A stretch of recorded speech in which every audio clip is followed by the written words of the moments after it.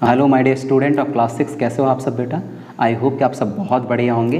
तो चलिए अपन लोग जो है आज डिस्कशन करेंगे और इसको कंप्लीट करते हैं। और ये है एक्सरसाइज क्वेश्चन चैप्टर नंबर 4 का है, जिसमें हमें किन किन चीज़ों को ध्यान देनी चाहिए और किस तरीके से हमें एक्सरसाइज के सारे क्वेश्चन सॉल्व करने हैं, इसी के बारे में देखते हैं। तो देखिए, एक्सरसाइज का फर्स्ट क्वेश्चन आपसे पूछ रहा है, name 5 object which can be made from would. ऐसी 5 चीज़ों के बारे में आप लोगों को बतानी है जो कि किससे बने हैं बेटा, वुड से मिलकर के बनी हुई हैं।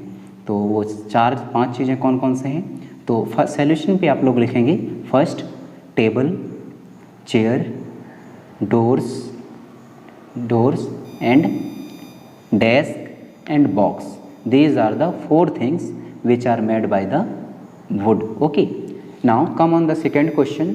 सेकेंड क्वेश्चन पे आ जाइए। सेकेंड क्वेश्चन क्या पूछ रहा है आपका, select those object from the following with sign glass ball, plastic toy, steel spoon and cotton shirt. यहाँ बोला गया है कि उन ऑब्जेक्टों को साइन करिए, उन ऑब्जेक्टों को सेलेक्ट करिए, कुछ दिए हुए हैं उनमें से जो साइन करते हों। साइन मीन्स चमकना। तो इसमें दिया गया है glass ball, plastic toy, steel spoon and cotton. So what is the solution and what you can write on the answer on second questions. Glass ball and steel spoon are the object with shine. मतलब यहाँ 2 चीज़ें हैं जो कि sign करते हैं, उसमें शामिल है ग्लास बॉल और steel spoon. Plastic toy shine नहीं करता और ना ही cotton shirt. Okay, now next आ जाइए और आ जाइए आप लोग थर्ड पे क्या पूछी गई है आपको कि yes, match the object given value which the material from which they would be made. यहाँ बोला गया है कि कुछ ऑब्जेक्ट दिए गए हैं और ये किससे बने हुए हैं, इसको आप लोगों को मैच करनी है। Remember, an object could be made from more than one material and a given material could be used for making many object.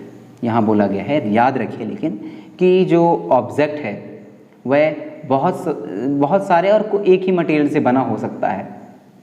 Okay, तो अच्छे से और ध्यान से इसको समझ के आप लोगों को इन ऑब्जेक्ट को फिल करना है। देखिए क्या दिया गया है, ऑब्जेक्ट क्या है आपका, ऑब्जेक्ट है आप लोगों के सामने book, tumbler, chair, toy and shoes. Books किससे मिलकर के बनी होती हैं बेटा, पेपर। देन चेयर किससे बना होता है, चेयर किसका बना होता है, प्लास्टिक के भी आती हैं और वुड की भी आती हैं। तो आप चेयर की जगह लिखेंगे क्या, वुड। टॉय किससे मिलकर के बनी होती हैं, प्लास्टिक के बने होते हैं। और शूज़ किससे मिलकर के बने होते हैं, तो ये लेदर के मिलकर बने होते हैं, शूज़ लेदर के। ओके, नाउ नेक्स्ट और क्या है, सॉल्यूशन। अब देख लीजिए, जो मैंने बताए हैं वही सारी चीज़ें हो सकती हैं। तो आप इसको इस तरीके से लिखेंगे, जो ऑब्जेक्ट है जैसे बुक, तो ये पेपर से मिलकर बनती है और वुड से। तो वुड से कैसे, हमें पेड़ों से ही क्या मिलता है, पेपर बनता है और पेपर से ही फिर बुक को तैयार किया जाता है। दूसरा ऑप्शन था आपका टैम्बलर। टैम्बलर किससे मिलकर बनी होती हैं, तो टैम्बलर जो है आप लोग देखेंगे, टैम्बलर किससे मिलकर बनी होती है बेटा, ये है ग्लास, वुड और प्लास्टिक शामिल है। मतलब एक ही चीज़ बहुत सारे मटेरियल से मिलकर के बनी हो सकती है, तो उसको आप लोगों को क्लासीफाई करनी थी। ओके, नाउ नेक्स्ट देखिए, चेयर किससे मिलकर बनी होती है। देखिए मैंने बताया कि चेयर जो है प्लास्टिक की भी आती है और दूसरा वुड की भी आती है, तो ये प्लास्टिक वुड दोनों हो सकते हैं।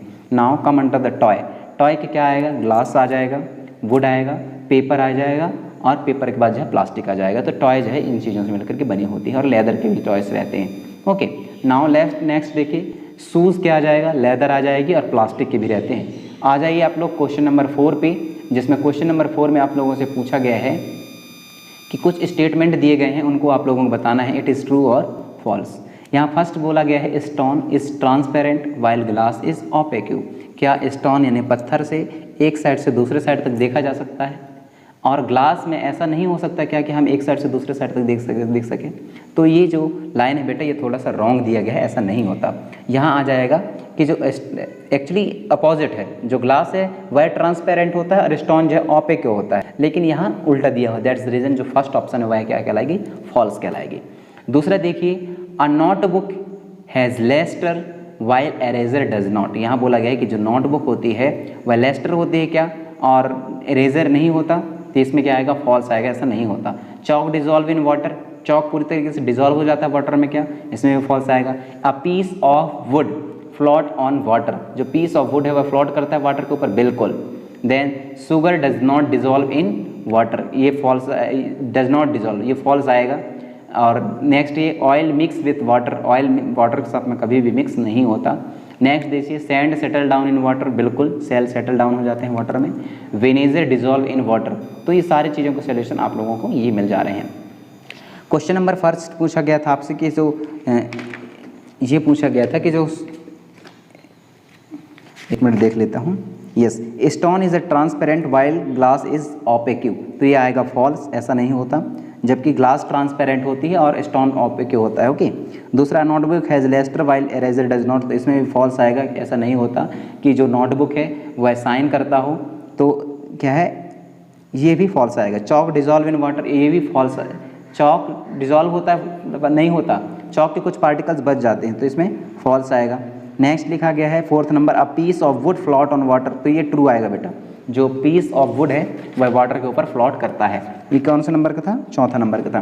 पाँचवें में आ जाइए, पाँचवें में पूछा गया है sugar does not dissolve in water, जो शुगर है यानी कि चीनी वाटर पे डिजॉल्व नहीं होता क्या, पूरी तरीके से नहीं घुलती क्या, तो ये फॉल्स आएगा इसमें। क्यों? क्योंकि गलत दिया गया, पूरी तरीके से ये घुल जाती है। ओके।